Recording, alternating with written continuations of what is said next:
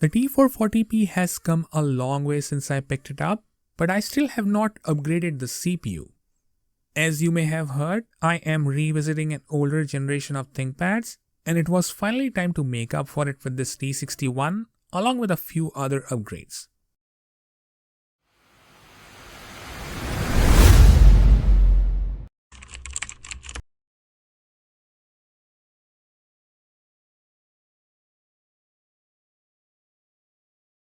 So I purchased two broken machines because firstly, the asking price for a T61 in an acceptable condition was unreasonable, and then finding the best CPU in a 14.1-inch non-widescreen form factor with a US layout keyboard was practically impossible.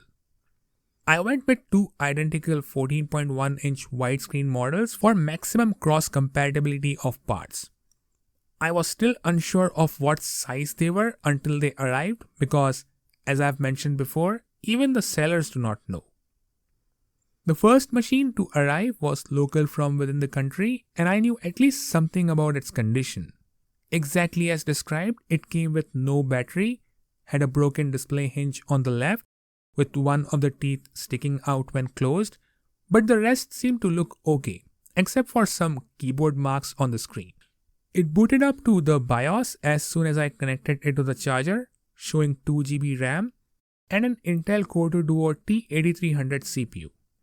The screen looked crisp and bright, the DVD drive could open, and the ThinkLite worked. There was no storage drive, but at least it had the drive bay cover with a screw. The palm rest had a hidden crack, and there were two 1 GB DDR2 modules inside.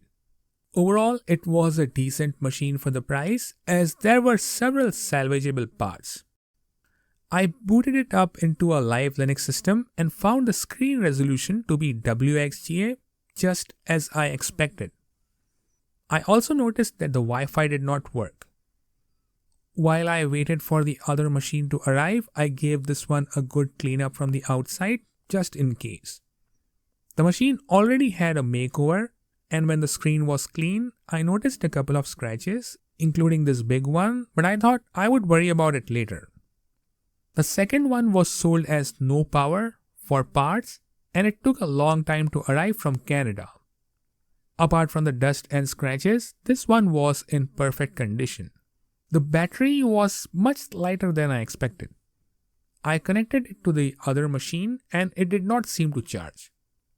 The only major difference between the two machines was the expansion slots.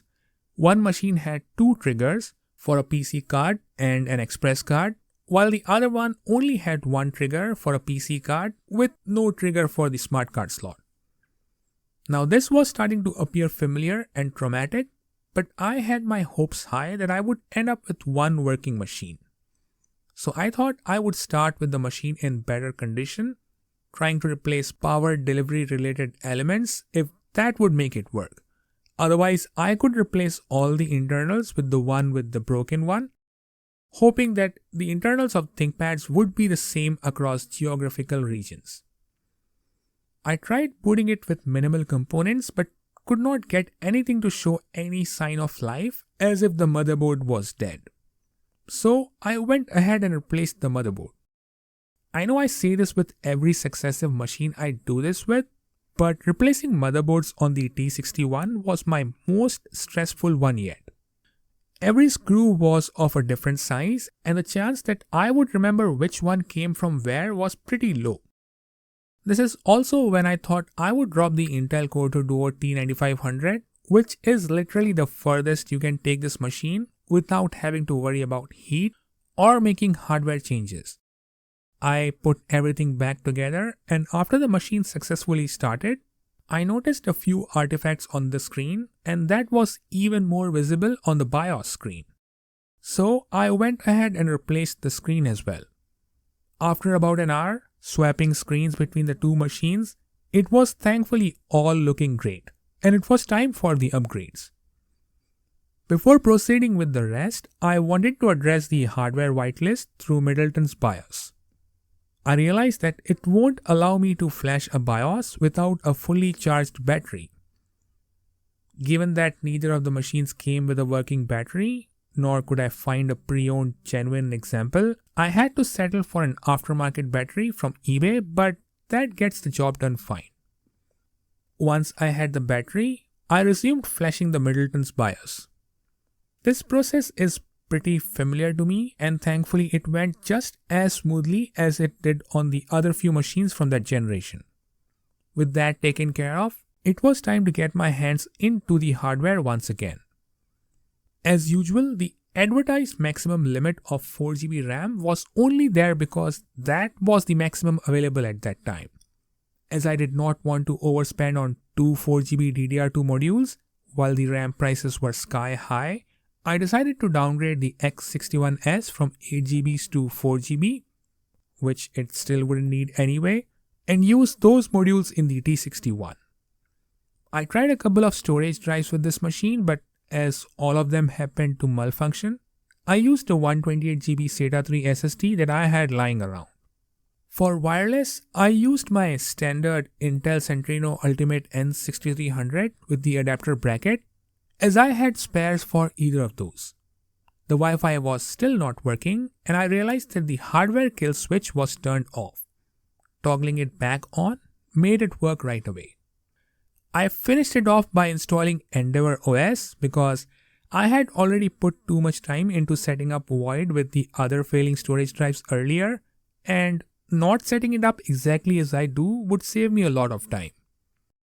I left the Bluetooth module as it was, and that could be a future upgrade if at all I would need it.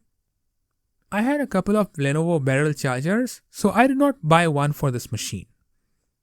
At the end of the process, what I had with me was a ThinkPad T61 that does not exist, at least not on sale. It's faster in terms of processor and storage speed, has more than sufficient RAM, and hosts a way faster wireless card, to name a few improvements.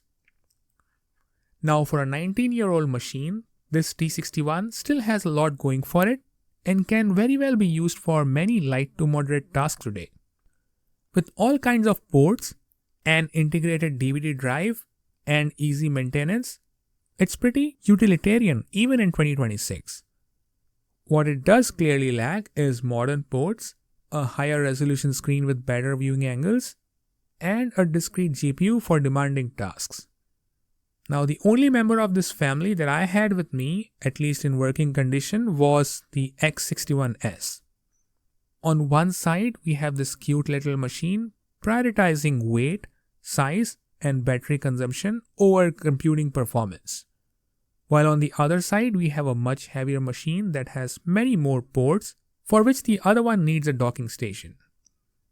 By default, the T61 is supposed to be around 1.5 times faster than the X61S, but with the Middleton's BIOS in both and the CPU upgrade in the T61, the gap widens even more, effectively turning the T61 into a beast in relative sense.